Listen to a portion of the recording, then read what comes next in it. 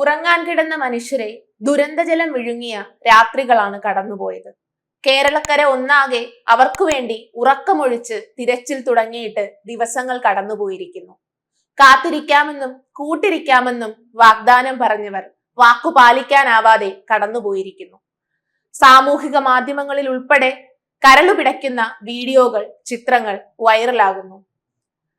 പക്ഷേ ആശങ്കയേറ്റി ദുരിതപ്പെയ്ത്ത് തുടർന്നുകൊണ്ടേയിരിക്കുന്നു.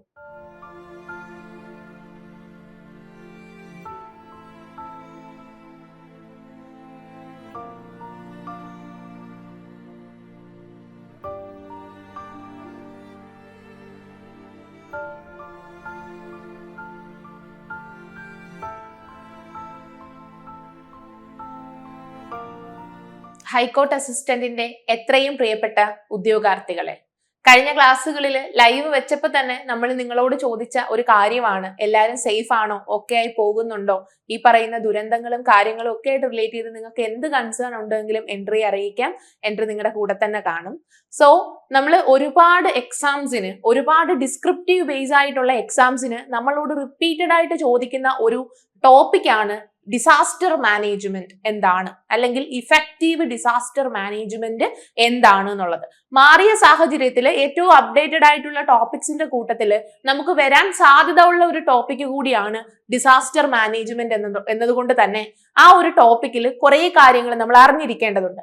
കേരളത്തിന്റെ നിലവിലത്തെ അവസ്ഥയും കടന്നുപോയ വഴികളും നമ്മൾ എപ്പോഴും പറയും, വളരെ പോസിറ്റീവായിട്ട് നമ്മൾ എപ്പോഴും പറയുന്ന ഒരു കാര്യമാണ്, നമ്മൾ അതിജീവിച്ച ജനതയാണ് എന്നുള്ളത്. സർവൈവ് ചെയ്ത ഒരു ജനതയാണ് നമ്മൾ എന്നുള്ളത് തന്നെയാണ് പുതിയ ഓരോ പ്രശ്നങ്ങൾ വരുമ്പോഴും അതിനെ കൂടുതൽ കരുത്തോടെ അഭിമുഖീകരിക്കാൻ വേണ്ടി നമ്മളെ പ്രാപ്തരാക്കുന്ന ഒരു കാര്യം. സോ അത്തരത്തിലൊരു ടോണിൽ തന്നെ ആയിരിക്കണം നിങ്ങൾ എസ്സേ എഴുതേണ്ടത്. സോ കേരളത്തിന്റെ ഇപ്പോഴത്തെ അവസ്ഥകളും കടന്നുപോയ വഴികളും, ഓഖി, സുനാമി, അതുപോലെ തന്നെ നിപ്പ വൈറസ് ഉൾപ്പെടെ, കൊറോണ ഉൾപ്പെടെ നമ്മൾ കടന്നുപോയ ഒരുപാട് ഡിസാസ്റ്റേഴ്സ് ഉണ്ട്. അപ്പൊ അത് എന്തൊക്കെയാണെന്ന് കൃത്യമായ ഒരു അടുക്കും ചിട്ടയോടും കൂടി തന്നെ, പ്ലസ് നമ്മുടെ ഇപ്പോഴത്തെ ഏറ്റവും സങ്കടകരമായ അവസ്ഥ കൂടി ആഡ് ചെയ്തിട്ട് വേണം നമ്മൾ ആ ഒരു എസ്സേ എഴുതാൻ വേണ്ടി. സോ നമുക്ക് സ്റ്റാർട്ട് ചെയ്യാം. അതിനു മുൻപ് നിങ്ങൾ പ്രൈമറിലി ആയിട്ട് അറിഞ്ഞിരിക്കേണ്ട കുറച്ച് കാര്യങ്ങളുണ്ട്. ഡിസാസ്റ്റർ മാനേജ്മെന്റുമായിട്ട് റിലേറ്റ് ചെയ്ത് നമ്മൾ അറിഞ്ഞിരിക്കേണ്ട കുറച്ച് കാര്യങ്ങളുണ്ട്. അതിലൊന്ന്, എന്താണ് ഡിസാസ്റ്റർ മാനേജ്മെന്റ്? ഡിസാസ്റ്റർ എന്ന് പറയുമ്പോൾ തന്നെ നിങ്ങൾക്ക് മനസ്സിലാവും ദുരന്തമാണ്, അതെങ്ങനെ മാനേജ് ചെയ്യുന്നു എന്നുള്ള ആ ഒരു സ്കില്ലും അവിടെ നമ്മൾ കാണിച്ച എഫിഷ്യൻസിയും ഒക്കെയാണ് നമ്മൾ ഡിസാസ്റ്റർ മാനേജ്മെന്റ് എന്നതുകൊണ്ട് ഉദ്ദേശിക്കുന്നത്. പലപ്പോഴും ഒരു Kerala model of disaster management ഈ ലോകത്തിന് മുൻപിലുണ്ട്. നമ്മൾ ഈ പറയുന്ന കണക്ക് ഒരുപാട് പ്രശ്നങ്ങളെ, ഒരുപാട് ദുരിത പെയ്ത്തുകളെ അതിജീവിച്ചവരായതുകൊണ്ട് തന്നെ അത്തരത്തിലൊരു Kerala model of disaster management ഒരുപാട് ചർച്ച ചെയ്തിട്ടുള്ള ഒരു കാര്യമാണ്. ഈവൻ ഹൈക്കോർട്ട് അസിസ്റ്റന്റിന്റെ കേരളത്തിലെ എക്സാമിന് മാത്രമല്ല, മറ്റു പല പരീക്ഷകളിലും ഈ ഒരു കേരള മോഡലിനെ പറ്റി ക്വസ്റ്റ്യൻ ചോദിച്ചതുമാണ്. അതുകൊണ്ട് തന്നെ ആദ്യം ഡിസാസ്റ്റർ മാനേജ്മെന്റ് എന്താണ് എന്ന് എഴുതുന്ന രീതിയിലാണ് നിങ്ങൾ എസ്സേ സ്റ്റാർട്ട് ചെയ്യേണ്ടത്. നിങ്ങൾക്കറിയാം 150 വേർഡ് എസ്സേയിൽ ആദ്യം നമ്മൾ പറയേണ്ടത് എന്തൊക്കെയാണ് steps of disaster management.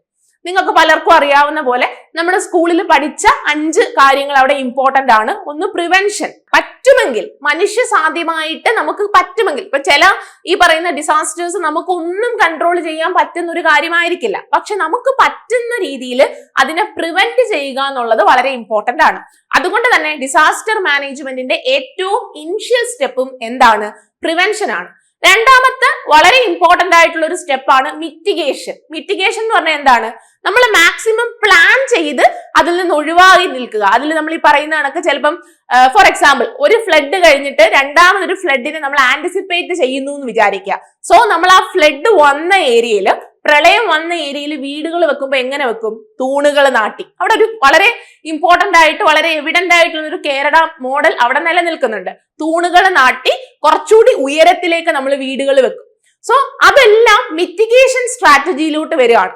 So ആദ്യത്തേത് എന്താണ്? പ്രിവെൻഷൻ ആണ്. രണ്ടാമത്തത് മിറ്റിഗേഷൻ ആണ്. മൂന്നാമത്തത് പ്രിപ്പയർഡ്നെസ് ആണ്. നമ്മൾ തയ്യാറായിരിക്കണം, നമ്മൾ സന്നദ്ധരായിരിക്കണം, അല്ലെങ്കിൽ നമ്മൾ റെഡി ആയിട്ട് ഇരിക്കണം. ബിക്കോസ് നമ്മൾ ഈ പറയുന്ന കണക്ക് കേരളത്തിന്റെ ഏറ്റവും വലിയ പ്രത്യേകത തന്നെ നമ്മളൊരു ഇങ്ങനെ ഈ പറയുന്ന കണക്ക് കുറച്ച് സ്ലാൻഡ് ആയിട്ടുള്ള ചരിവുള്ള ഒരു ഭൂപ്രദേശമാണ് നമ്മുടേത്. അപ്പം അത്തരത്തിലുള്ള ഭൂപ്രദേശങ്ങളിൽ ഒരുപാട് പ്രശ്നങ്ങൾ ഉണ്ടാവാൻ സാധ്യതയുണ്ട്. പല റിപ്പോർട്ടുകളും 22 ഡിഗ്രി ഒക്കെ ചരിഞ്ഞെടുത്ത് വലിയ വലിയ പ്രശ്നങ്ങൾ ആന്റിസിപ്പേറ്റ് ചെയ്യുന്നത് കൊണ്ട് തന്നെ നമ്മൾ എപ്പോഴും പ്രിപ്പയർഡ് ആയിരിക്കണം. ഒരു അലേർട്ട് വന്നാൽ തന്നെ നമ്മുടെ പൊതുജന സംവിധാനങ്ങളൊക്കെ നമ്മളോട് പറയാറുണ്ട്, ഏറ്റവും ആവശ്യമായ സാധനങ്ങൾ നിങ്ങൾ എന്ത് ചെയ്യണം, എടുക്കണം. അതുപോലെ തന്നെ ഈ ദുരന്തം സംഭവിക്കാൻ സാധ്യതയുള്ള സ്ഥലങ്ങളിൽ നിന്ന് മാറി താമസിക്കണം. പക്ഷെ നമ്മൾ ഈ പറയുന്ന ഇപ്പൊ നടന്ന വയനാടിന്റെ പ്രശ്നങ്ങളിലൊന്നും നമുക്കിത് പറയാൻ പറ്റില്ല. കാര്യം ഉറങ്ങാൻ കിടന്ന മനുഷ്യരാണ്, നമുക്ക് അവരുടെ കാര്യങ്ങളൊന്നും ഇതിൽ പറയാൻ പറ്റില്ല. പക്ഷെ ഫ്ലഡുമായിട്ട് റിലേറ്റ് ചെയ്തിട്ടുള്ള ഇഷ്യൂസിൽ നമുക്ക് പറയാം. ലോ ലാൻഡിൽ താമസിക്കുന്നവര് നല്ല മഴ, ഹെവി റെയിൻ വരുമ്പോഴേ മാറി താമസിക്കുക, ക്യാമ്പുകളിലേക്ക് മാറുക. സോ പ്രിപ്പയർഡ് ആയിട്ട് ഇരിക്കുക എന്നുള്ളത് വളരെ ഇമ്പോർട്ടന്റ് ആണ്. പിന്നെ നാലാമത്തെ സ്റ്റെപ്പായിട്ടാണ് റെസ്പോൺസ് വരുന്നത്. ഓക്കെ, അപ്പൊ നമ്മൾ എന്തൊക്കെ പറഞ്ഞു? പ്രിവെൻഷൻ പറഞ്ഞു, മിറ്റിഗേഷൻ പറഞ്ഞു, അതുപോലെ തന്നെ പ്രിപ്പയർഡ്നെസ് പറഞ്ഞു. ദെൻ നമ്മൾ പറയാൻ പോകുന്നതാണ് റെസ്പോൺസ്. ഒരു ആപത്തുണ്ടായി, ഒരു പ്രശ്നം ഉണ്ടായി കഴിഞ്ഞാൽ നമ്മൾ ആക്റ്റീവായിട്ട് അവിടെ പകച്ചു നിൽക്കാതെ റെസ്പോണ്ട് ചെയ്യുക എന്നുള്ളതാണ്. എഗെയിൻ കേരളത്തിന്റെ കാര്യത്തിൽ വളരെ റാപ്പിഡ് ആയിട്ടുള്ള റെസ്പോൺസ് ആണ് നമ്മൾ എപ്പോഴും കാണുന്നത്. നമ്മുടെ ജനത തൊട്ട് നമ്മുടെ ഈ പറയുന്ന ഓഫീസ് അല്ലെങ്കിൽ ഈ ബ്യൂറോക്രാറ്റ്സ് ഉൾപ്പെടെ ഉള്ളവർ വരെ രംഗത്തിറങ്ങുന്ന ഒരു വലിയ റെസ്പോൺസ് ടീം, ഒരു റാപ്പിഡ് റെസ്പോൺസ് ടീം ആണ് കേരളത്തിനുള്ളത്. സോ അവിടെയും നമ്മൾ സേഫ് ആണ്. റെസ്പോൺസ് നമുക്ക് അതിനെപ്പറ്റി പറയാം. അഞ്ചാമത്തതാണ് ഏറ്റവും ഇമ്പോർട്ടന്റ് ആയിട്ടുള്ള ഘട്ടം, റിക്കവറി. നമ്മൾ തിരിച്ച് ഈ പേഴ്സൺസ് അപ്പം ഇത്തരത്തിലൊരു ദുരന്തത്തിലൂടെ, ഇത്തരത്തിലൊരു ട്രോമയിലൂടെ കടന്നുപോയവരുടെ മാനസിക അവസ്ഥ അത്ര പോസിറ്റീവ് ആയിരിക്കത്തില്ല. അവർ റിക്കവർ ചെയ്ത് വരേണ്ടതുണ്ട്. അതുപോലെ തന്നെ അവർക്ക് നഷ്ടപ്പെട്ട സാധനങ്ങളുണ്ട്, അതിന് നമ്മൾ നഷ്ടപരിഹാരം കൊടുക്കേണ്ടതുണ്ട്. അതിലും ഇമ്പോർട്ടന്റ് ആണ് ഒരു സ്റ്റേറ്റിന്റെ അല്ലെങ്കിൽ ഒരു രാജ്യത്തിന് ഇത്തരം ഡിസാസ്റ്റേഴ്സ് മൂലം ഉണ്ടാവുന്ന ഒരു എക്കണോമിക് ഡൗൺഫോൾ ഉണ്ട്. അതിനെയും നമ്മൾ എന്ത് ചെയ്യേണ്ടതുണ്ട്? റിക്കവർ ചെയ്ത് വരേണ്ടതുണ്ട്. സോ നിങ്ങളുടെ ആദ്യത്തെ പാരഗ്രാഫിൽ തന്നെ ഡിസാസ്റ്റർ മാനേജ്മെന്റ് എന്താണെന്ന് എഴുതണം. അതിന്റെ സ്റ്റെപ്സ് ആയിട്ടുള്ള ഈ 5 പോയിന്റ്സും നിർബന്ധമായിട്ടും എടുത്തെഴുതിയിരിക്കണം. അതാണ് നിങ്ങളുടെ ആദ്യത്തെ വാല്യൂ പോയിന്റ്സ്. സോ വളരെ ഏറെ പ്രകീർത്തിച്ച് കേട്ട അല്ലെങ്കിൽ ഒരുപാട് പേര് ഈ പറയുന്ന കണക്ക് എക്സാമ്പിൾ ആയിട്ട് പറയുന്ന Kerala model of disaster management സിസ്റ്റത്തിൽ എന്തൊക്കെ ഉണ്ട് എന്ന് നമുക്ക് നോക്കാം. ഈ പറയുന്ന 10 ഘടകങ്ങൾ കൂടി ചേർന്ന ഒരു സിസ്റ്റമാണ് നമ്മുടേത്. അതുകൊണ്ട് തന്നെയാണ് നമുക്ക് ഇത്ര എഫിഷ്യന്റ് ആയിട്ട് വർക്ക് ചെയ്യാനും പറ്റുന്നത്. അതിൽ ആദ്യത്തേത് കേരള സ്റ്റേറ്റ് ഡിസാസ്റ്റർ മാനേജ്മെന്റ് അതോറിറ്റിയാണ്. കേരള സംസ്ഥാന ദുരന്ത നിവാരണ അതോറിറ്റി. അതാണ് നമ്മുടെ പ്രൈം ആയിട്ടുള്ള disaster management authority.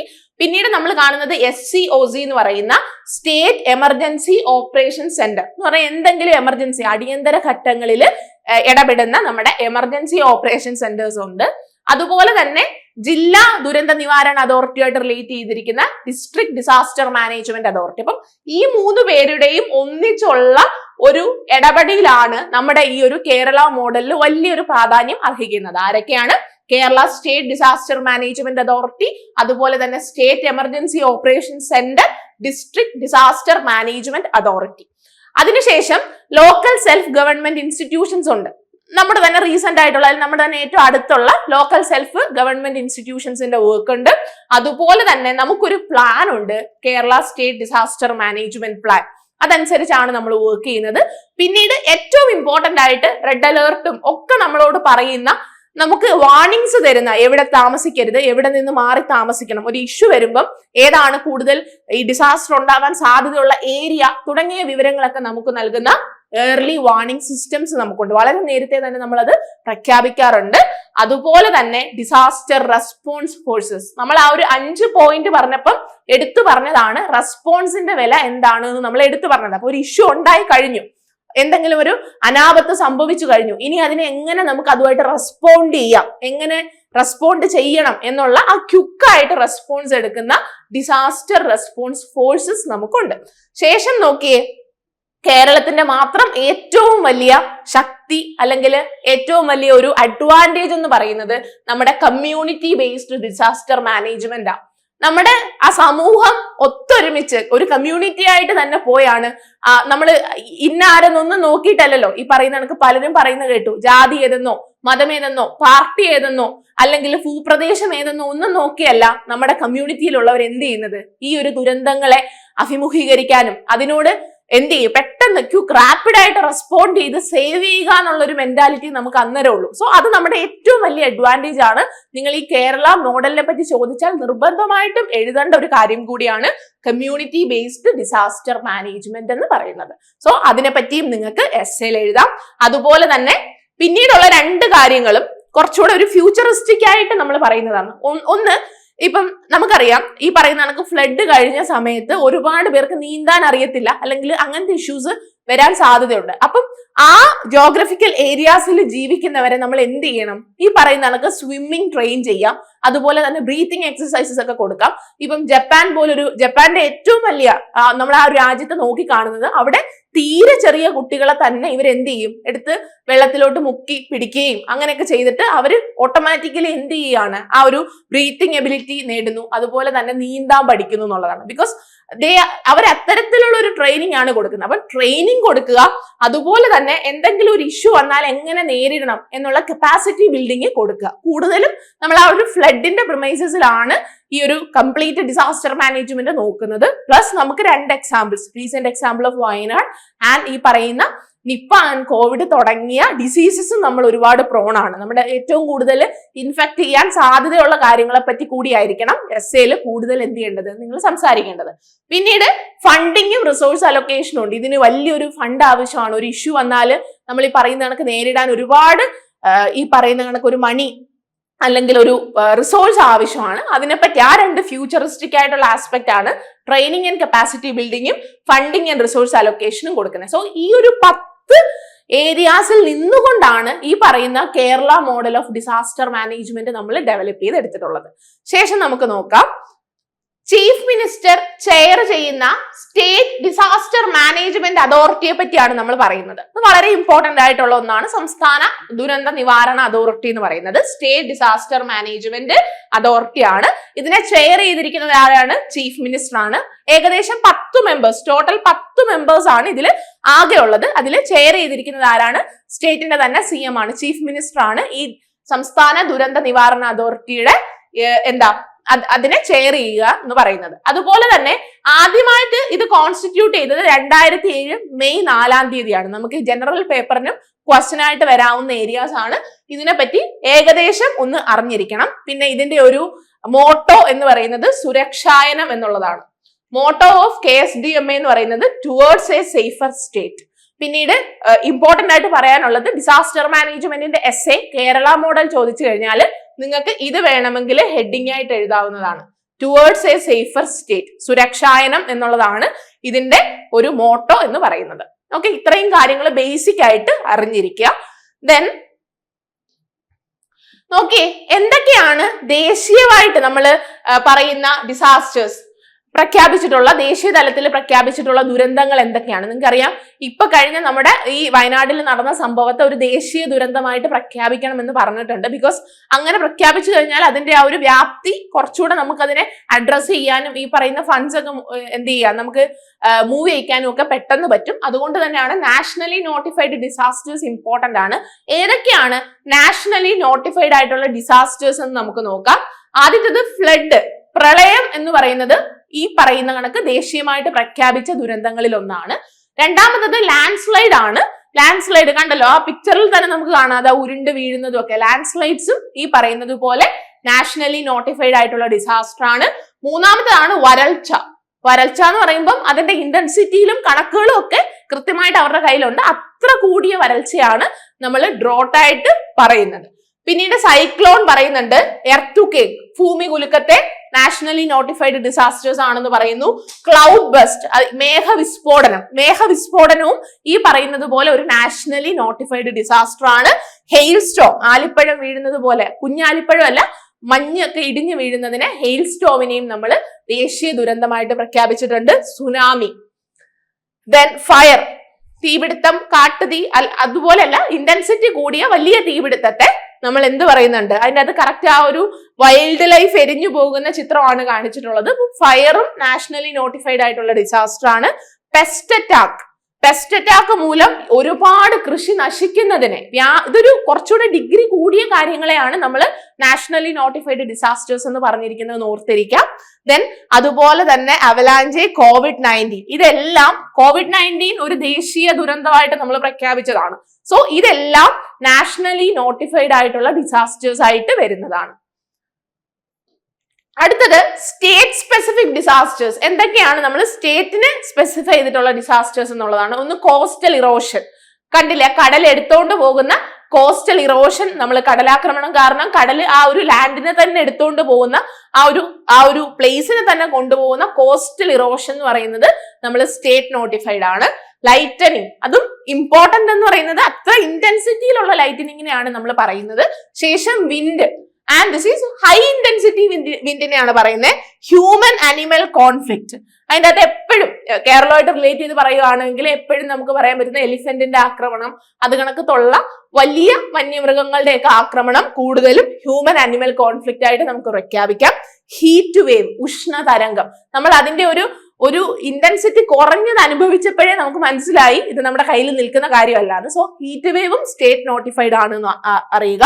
Soil piping, ഈ സോയിൽ പൈപ്പിംഗ് വയനാട് സംഭവിച്ചിട്ടുണ്ട് എന്നാണ് പല ഇന്റർനാഷണൽ മീഡിയാസും റിപ്പോർട്ട് ചെയ്തത്. സോയിൽ പൈപ്പിങ്ങിനെ പറ്റിയും വയനാടിന്റെ റീസെന്റ് ഇഷ്യൂസിനെ പറ്റിയും നമ്മൾ കുറച്ച് അങ്ങോട്ട് മൂവ് ചെയ്യുമ്പോൾ പറയും. സോ സോയിൽ പൈപ്പിംഗ് കുറച്ച് ത്രട്ടനിങ് ആയിട്ടുള്ള ഒരു കാര്യമാണ്. ബിക്കോസ് അപ്പം ഈ ഒരു വെള്ളത്തിന് ഇങ്ങനെ ഫ്ലോ ചെയ്ത് പോകാൻ പറ്റുന്ന രീതിയിലോട്ട് ഇതൊരു വേ ഉണ്ടാക്കും എന്നാണ് പറയുന്നത്. സോയിൽ പൈപ്പിംഗ് ആണ്, പൈപ്പിംഗ് പ്രോസസ്സ് കേൾക്കുമ്പോഴേ മനസ്സിലാവും. സോ അതിനെ പറ്റി നമ്മൾ ഈ ഒരു വീഡിയോയുടെ അവസാനം ഡിസ്കസ് ചെയ്യുന്നുണ്ട്. ദെൻ ഇനി എന്തൊക്കെയാണ് ഇവിടെ ക്ലാസിഫിക്കേഷൻ ഉണ്ട്. നമ്മളിപ്പം ആദ്യം പറഞ്ഞത് സ്റ്റേറ്റ് നോട്ടിഫൈഡ് എന്തൊക്കെയാണ്, നാഷണൽ ദേശീയ ദുരന്തമായിട്ട് പ്രഖ്യാപിക്കുന്നത് ഏതൊക്കെയാണെന്ന് പറഞ്ഞു. ഇനി നമുക്ക് ഡിസാസ്റ്റേഴ്സിനെ, ദുരന്തങ്ങളെ നമുക്ക് ക്ലാസിഫൈ ചെയ്യാം.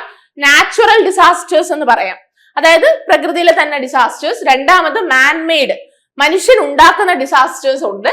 അതുപോലെ തന്നെ ബയോളജിക്കൽ ഡിസാസ്റ്റേഴ്സ് ഉണ്ട്. ബയോളജിക്കൽ ഡിസാസ്റ്റേഴ്സ് എന്ന് കേൾക്കുമ്പോഴേ മനസ്സിലാവും ഈ പറയുന്ന അസുഖങ്ങൾ, വൈറസുകൾ, പ്ലാന്റ് ഡിസീസസ്, പാൻഡമിക്സ്, എപ്പിഡമിക്സ്, ഇതെല്ലാം എന്താണ് ബയോളജിക്കൽ ഡിസാസ്റ്റേഴ്സ് ആണ്. ഈ പറയുന്ന വലിയ വൈറസ് അറ്റാക്ക് എല്ലാം ബയോളജിക്കൽ ഡിസാസ്റ്റേഴ്സിൽ പോകും. അത് നമുക്കിനി കൂടുതൽ ഡിസ്കസ് ചെയ്യേണ്ട കാര്യമില്ല. ബേർഡ് ഫ്ലൂ എക്സാമ്പിൾ ആയിട്ട് പറയുന്നുണ്ട്. അതുപോലെ തന്നെ പ്ലാന്റ്സിന് വരുന്ന വലിയ അസുഖങ്ങളൊക്കെ ബയോളജിക്കൽ ഡിസാസ്റ്റേഴ്സ് ആണ്, ജൈവികമായിട്ട് സംഭവിക്കുന്ന ബയോളജിക്കൽ ഡിസാസ്റ്റേഴ്സ് ആണ്. ഇപ്പുറത്ത് നമുക്ക് നോക്കുമ്പോൾ നാച്ചുറൽ ഡിസാസ്റ്റേഴ്സും ഉണ്ട്, മാൻമെയ്ഡും ഉണ്ട്. അപ്പം ഡിസാസ്റ്റേഴ്സിനെ നമ്മൾ ക്ലാസിഫൈ ചെയ്യുമ്പോൾ നാച്ചുറൽ ഡിസാസ്റ്റേഴ്സ് ഉണ്ട്, മാൻമെയ്ഡ് ഡിസാസ്റ്റേഴ്സ് ഉണ്ട്, അതുപോലെ തന്നെ ബയോളജിക്കൽ ഡിസാസ്റ്റേഴ്സും ഉണ്ട്. ഇതില് നാച്ചുറൽ ഡിസാസ്റ്റേഴ്സ് ആയിട്ട് സംഭവിക്കുന്നതാണ് ജിയോളജിക്കൽ ഡിസാസ്റ്റേഴ്സ്. അതിന്റെ അകത്താണ് ഈ പറയുന്ന എർത്തുക്വേക്കും ലാൻഡ് സ്ലൈഡും അതുപോലെ തന്നെ വോൾക്കാനിക് ഇറപ്ഷൻസ്, നമ്മുടെ വോൾക്കാനും ഒക്കെ പൊട്ടി അഗ്നിപർവ്വത സ്ഫോടനങ്ങളൊക്കെ നടക്കുന്നത്. സുനാമീസും ജിയോളജിക്കൽ ഡിസാസ്റ്ററിന്റെ ഭാഗമായിട്ട് വരാം. ഹൈക്കോർട്ട് അസിസ്റ്റന്റിന് മാത്രമല്ല, ഇപ്പൊ സെക്രട്ടേറിയറ്റ് അസിസ്റ്റന്റ് ഉൾപ്പെടെ നല്ല പല, അതായത് കുറച്ചുകൂടെ ഡിഗ്രി കൂടിയ നല്ല ഡിഫിക്കൽറ്റി ഉള്ള പല എക്സാംസിനും പഠിക്കുന്നവർക്ക് മെയിൻ എക്സാമിന് ചോദിക്കാവുന്ന പോർഷൻസ് കൂടിയാണ് ഇതെന്ന് ഓർത്തിരിക്കുക. സോ എർത്തുക്വേക്സും ലാൻഡ് സ്ലൈഡ്സും വോൾക്കാനിക് ഇറപ്ഷൻസും സുനാമീസും നമുക്ക് ജിയോളജിക്കൽ ഡിസാസ്റ്റേഴ്സിന്റെ പരിധിയിൽ കൊണ്ടുവരാം. ഹൈഡ്രോളജിക്കൽ, ഹൈഡ്രോ എന്ന് പറയുന്ന വാക്ക് കേൾക്കുമ്പോഴേ നിങ്ങൾക്ക് മനസ്സിലാവും it is related to water എന്ന് മനസ്സിലാവും. അപ്പൊ വാട്ടറുമായിട്ട് റിലേറ്റ് ചെയ്തിരിക്കുന്ന നാച്ചുറൽ ഡിസാസ്റ്ററിലാണ് ഫ്ലഡും വരുന്നത്, ഡ്രോട്ട്സും വരുന്നത്. അത് രണ്ടും ഇതിന്റെ അകത്താണ് വരുന്നത്. പിന്നെ മെട്രിയോളജിക്കൽ ഡിസാസ്റ്റേഴ്സിന്റെ അകത്ത് സൈക്ലോൺസ് വരുന്നു, ടൊർണാഡോസ് ഒക്കെ വരുന്നുണ്ട്.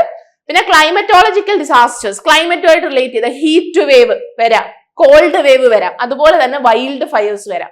ഇത് നമ്മൾ കാണാതെ പഠിക്കേണ്ട ഒരു ഏരിയ ആണ്. പേപ്പർ 1 ചോദിക്കുമെങ്കിൽ പേപ്പർ 2 എസ്ഐക്ക് വേണ്ടിയാണ് ഹൈക്കോർട്ട് അസിസ്റ്റന്റിന് എക്സ്ക്ലൂസീവ്ലി നോക്കുവാണെങ്കിൽ you can write disasters are commonly classified into natural disasters and man-made disasters. Also there are biological disasters എന്ന് എഴുതി വെച്ചാൽ മതി. പക്ഷെ അത് അങ്ങനെ എഴുതുമ്പോൾ നമ്മൾ കാണാപ്പാഠം പഠിക്കുന്നതിലും നല്ലത് എപ്പോഴും നമ്മൾ ചെയ്യുന്ന പോലെ ആ ഒരു ടോപ്പിക്കിൽ ഒരു വ്യക്തത ഉണ്ടാക്കി നമ്മൾ പഠിക്കുമ്പോഴാണ് പരീക്ഷാ ഹാളിൽ ഇരിക്കുമ്പം നമുക്കത് പ്രോപ്പർ ആയിട്ട് കണക്ട് ചെയ്യാൻ പറ്റുന്നത്. വെറുതെ ഈ 2-3 സെന്റൻസ് നിങ്ങൾക്ക് പറഞ്ഞു തന്നാൽ മേ ബി നിങ്ങൾ ചിലപ്പോൾ അത് ഓർക്കത്ത് പോലും ഇല്ല. അതുകൊണ്ടാണ് നമ്മൾ ഇത്രയും എഫേർട്ട് ഇട്ട് ഇതൊന്ന് ഡിസ്ക്രൈബ് ചെയ്ത് പോകുന്നത്.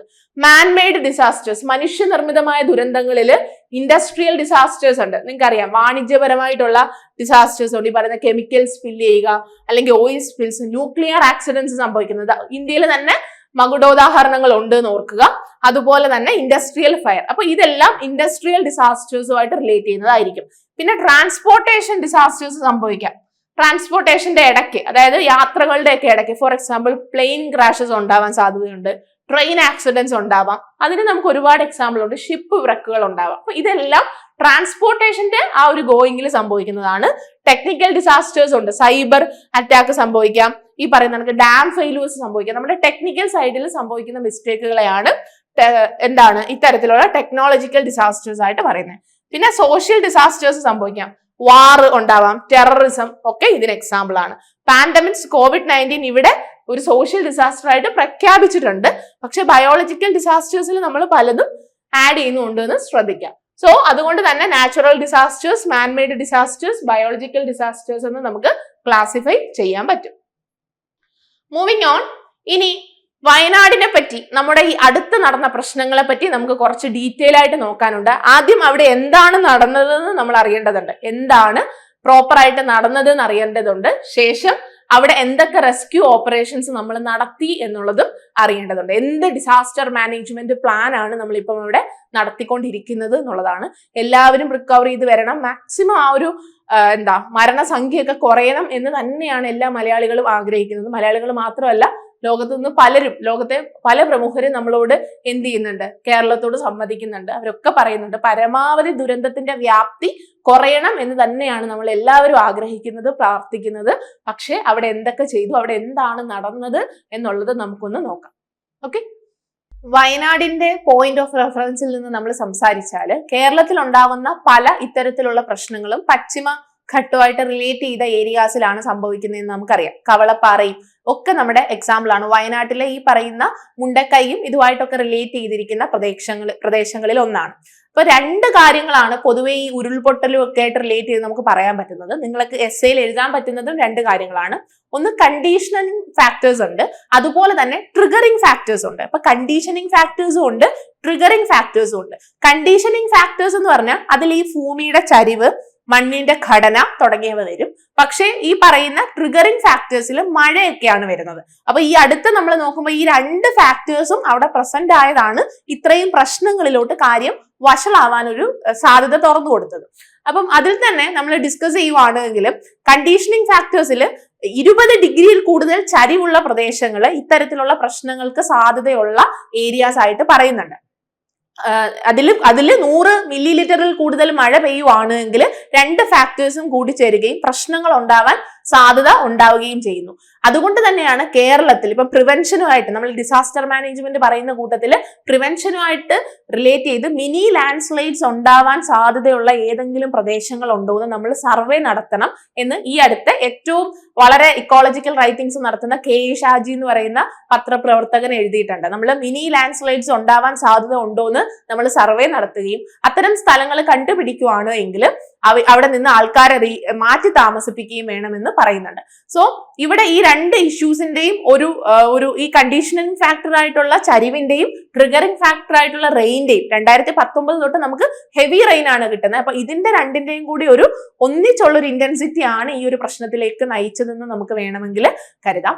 അതുപോലെ തന്നെ ഇപ്പം നമ്മൾ കേരളത്തിൽ കാണുന്ന എല്ലാ പാറകൾക്കും 220 തൊട്ട് 330 കോടി വർഷങ്ങളുടെ പഴക്കമുണ്ട്. പക്ഷെ അതിന് മുകളിൽ നിൽക്കുന്ന മേൽമണ്ണിനാവട്ടെ ചിലപ്പം 10,000 വർഷത്തെ പഴക്കമേ കാണും. സോ ഒരു ഇന്റൻസ് ആയിട്ടുള്ള ഒരു ഹെവി റെയിൻഫാൾ ഉണ്ടായാൽ തന്നെ ഈ മണ്ണ് ഊർന്നു വരാനും ശേഷം ഇതെല്ലാം കൂടി ഉരുൾപൊട്ടാനുള്ള സാധ്യതകളൊക്കെ വളരെ കൂടുതലാണ്.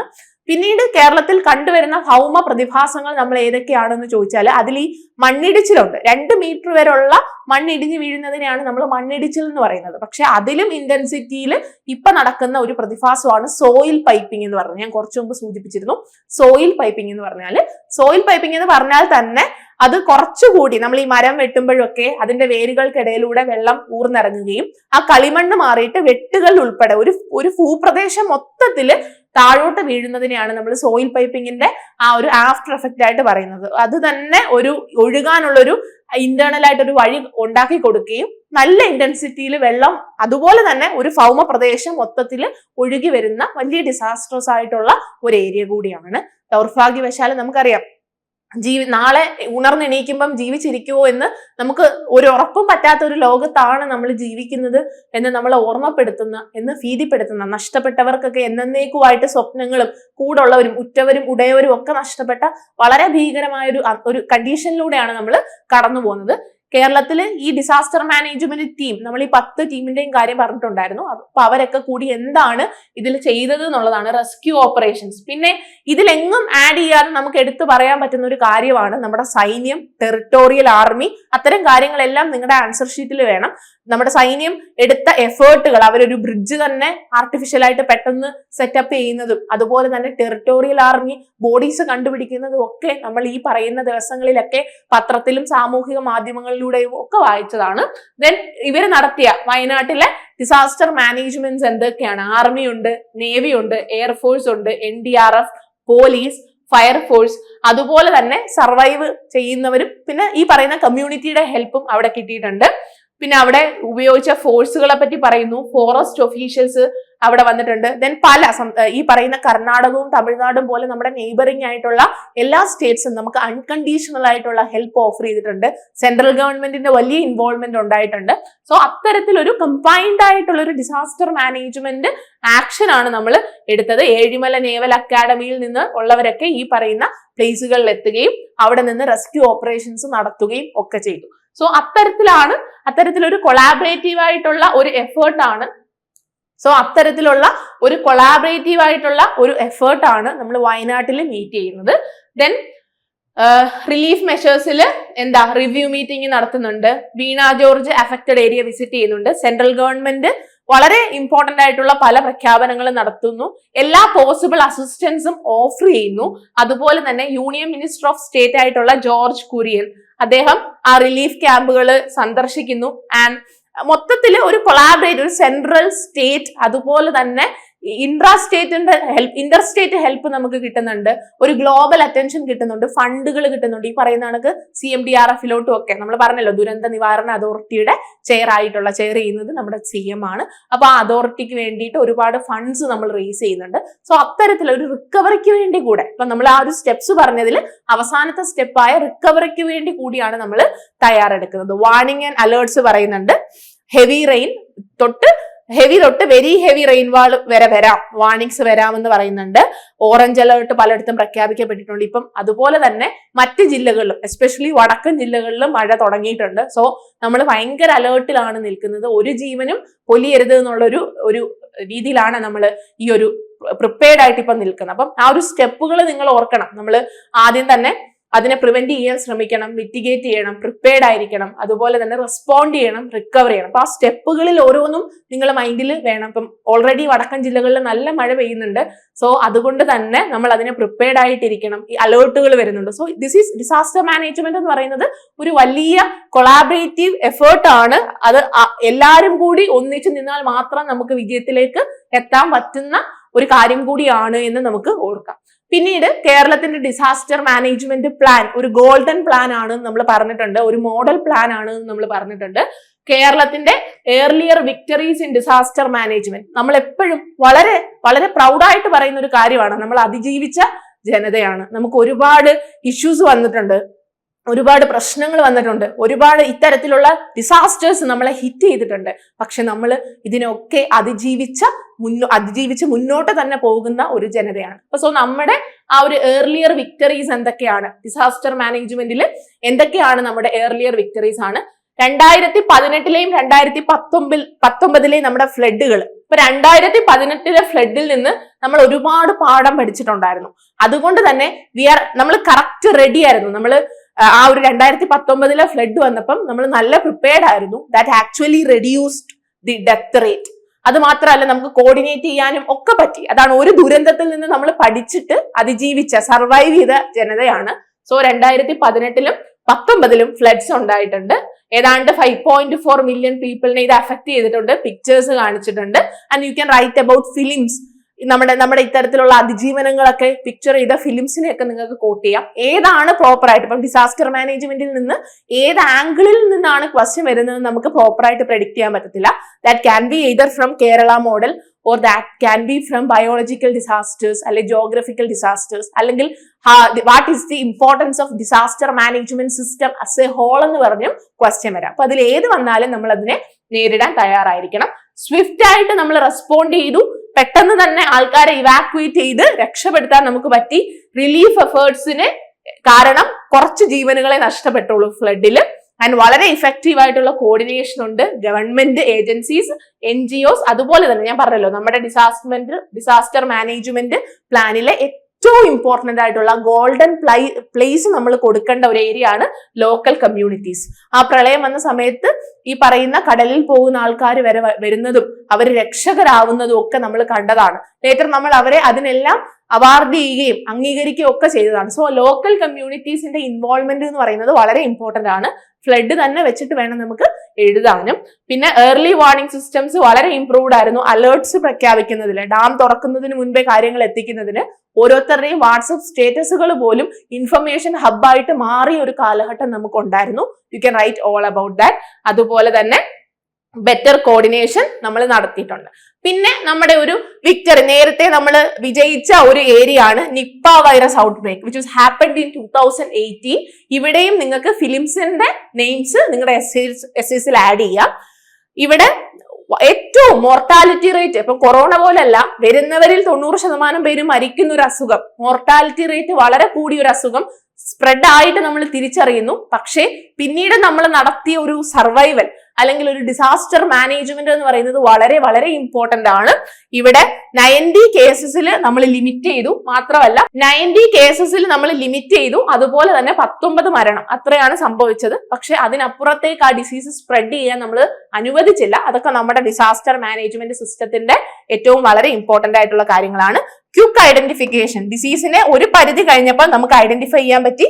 കോണ്ടാക്ട് ട്രേസിംഗ്, കേരളം നടത്തിയ കോണ്ടാക്ട് ട്രേസിംഗ് എന്ന് പറയുന്നത് ലോകത്തിന് തന്നെ വലിയൊരു മാതൃകയായിട്ടുള്ളതാണ്. ഐസൊലേറ്റ് ചെയ്യാൻ പറ്റി. അതുപോലെ തന്നെ പബ്ലിക്കിനെ നമുക്ക് അവെയർ ചെയ്യിക്കാൻ പറ്റി. മാസ്കുകളും സാനിറ്റൈസറുകളും ഒക്കെ നമ്മളൊരു ശരിക്കും we are actually creating a model for the whole world in disaster management issues. Then cyclone Ockhi, 2017 Ockhi എന്ന് പറയുന്നതും നമുക്ക് മറക്കാൻ പറ്റാത്ത ഒരു അനുഭവമാണ്. അത് ഈ പറയുന്ന കണക്ക് ഒരുപാട് പേരെ ബാധിച്ച, ഒരുപാട് പേരുടെ ജീവിതത്തെയും സ്വപ്നത്തെയും ഒക്കെ ബാധിച്ചതാണ്. സൈക്ലോൺ ഇമ്പാക്റ്റ് ആണ്. അവിടെയും നമുക്ക് ഇഫക്റ്റീവായിട്ട് മാനേജ് ചെയ്യാൻ പറ്റി.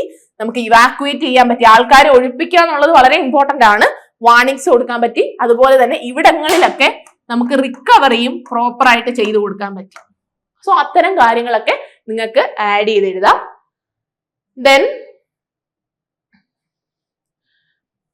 Then Kerala success in disaster management. നമുക്കിപ്പം എസ്സേ കൺക്ലൂഡ് ചെയ്യണമെങ്കിൽ നമ്മൾ എങ്ങനെ കൺക്ലൂഡ് ചെയ്യും? അതിന്റെ അകത്ത് ഈ വാല്യൂ പോയിന്റ്സ് എല്ലാം എഴുതണം. Strong political will and leadership.